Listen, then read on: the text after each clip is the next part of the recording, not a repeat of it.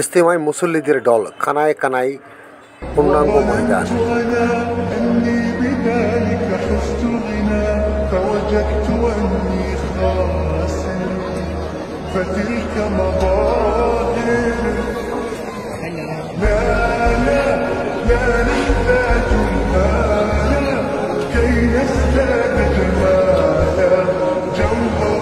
আজ শুক্রবার ফজরের নামাজের পর আমবয়ানের মধ্য দিয়ে শুরু হলো বিশ্ব ইজতেমার প্রথম পর্ব।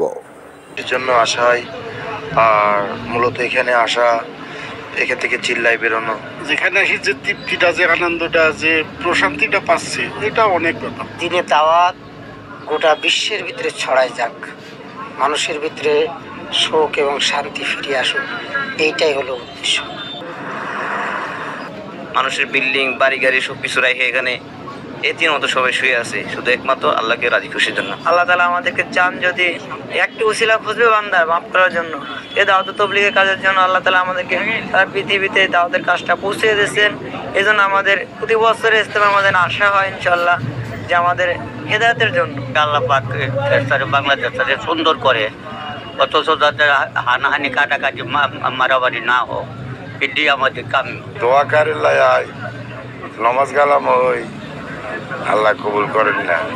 وظننت أنا أني بذلك حزت غنى فوجدت أني خاسر فتلك مظاهر لا نحتاج المال كي نزداد جمالا جوهر وظننت أنا أني بذلك حزت غنى فوجدت أني خاسر فتلك مظاهر